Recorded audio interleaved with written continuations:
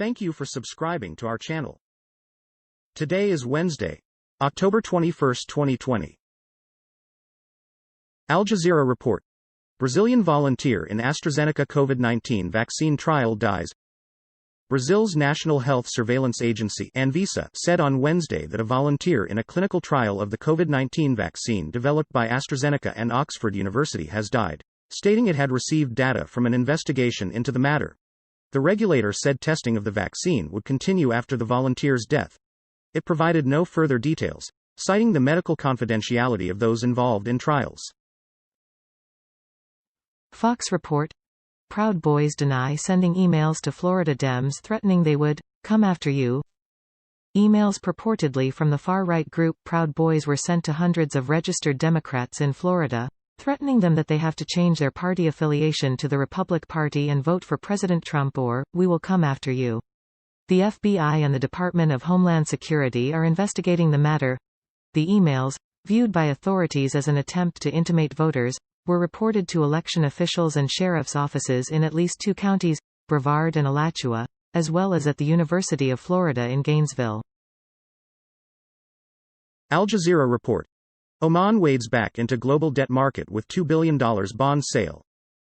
Oman waded back into the international debt market after more than a year with a $2 billion bond sale after raising the possibility of assistance from its Gulf neighbors.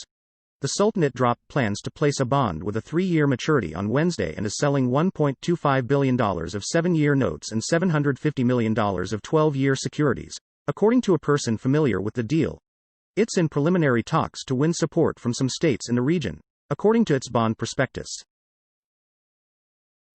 BBC report. Zambia, Anglo-American sued for mass lead poisoning.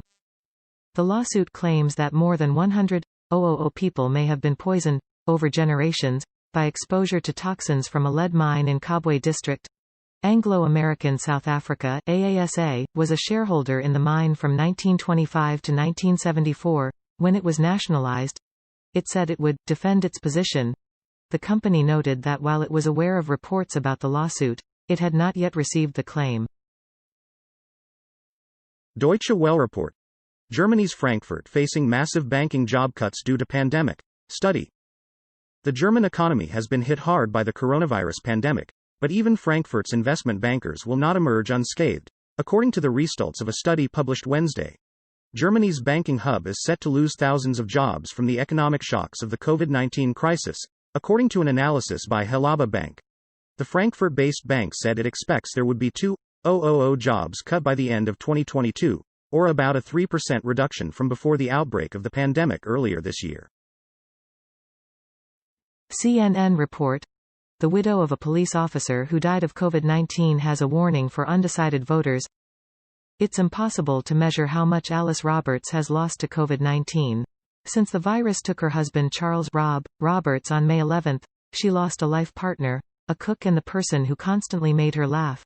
Her children have lost a father, the person who helped them with schoolwork and rooted for them during sports games, and their community of Glenridge, New Jersey, lost a beloved police officer.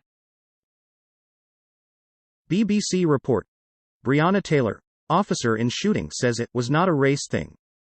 Sergeant Jonathan Mattingly, who was shot in the leg by Ms. Taylor's boyfriend, said the case had nothing to do with race.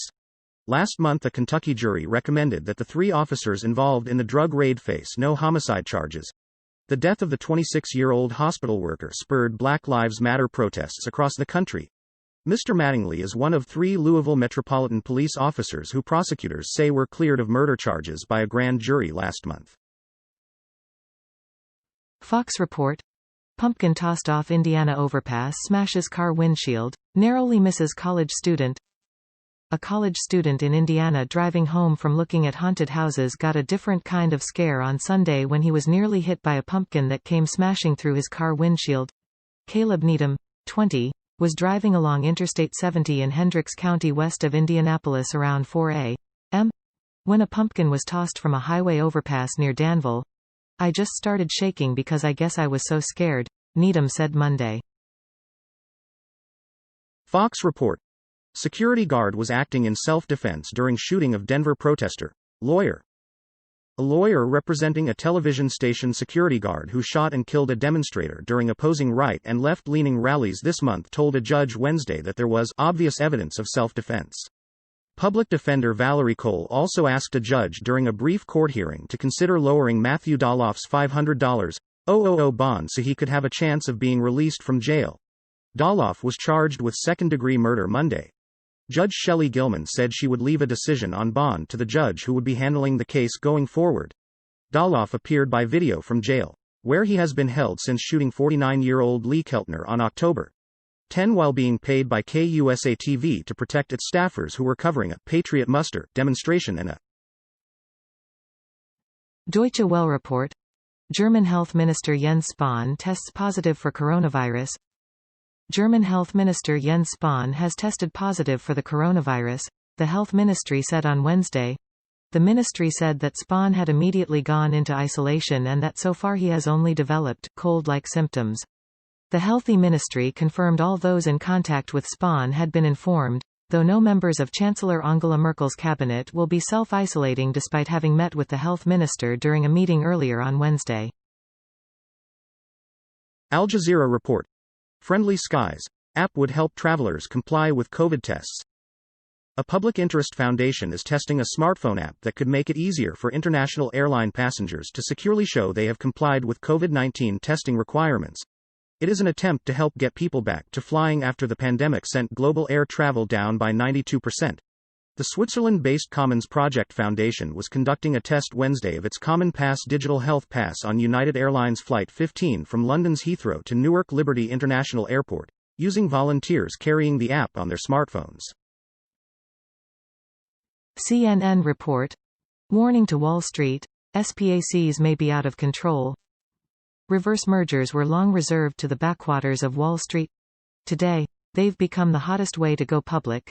Virgin Galactic SPCE, DraftKings and Nikola have all gone public by merging with special purpose acquisition companies, or SPACs. Even Playboy is joining the SPAC craze.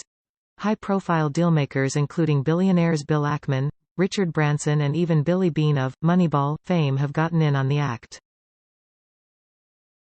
BBC report.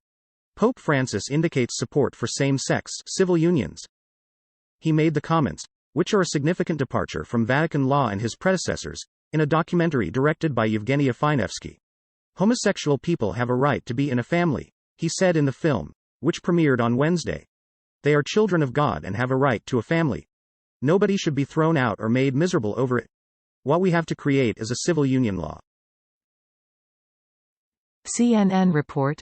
ESPN's Jessica Mendoza is the first woman to be a World Series game analyst on a national broadcast. Jessica Mendoza made history on Tuesday night, becoming the first woman to serve as a World Series analyst on a national broadcast. Paired with play-by-play commentator Dan Schulman, Mendoza is serving as the game analyst for ESPN Radio for the 2020 World Series between the Los Angeles Dodgers and Tampa Bay Rays. Mendoza, who has won an Olympic gold 2004 and silver 2008 in women's softball, was inducted into the National Softball Hall of Fame in 2019. Deutsche Welle report. Nigeria. UN slams brutality against #EndSARS protesters. The United Nations demanded an end to police brutality in Nigeria on Wednesday after Amnesty International reported that Nigerian security forces shot and killed peaceful protesters in the latest escalation of the 2 weeks-long unrest.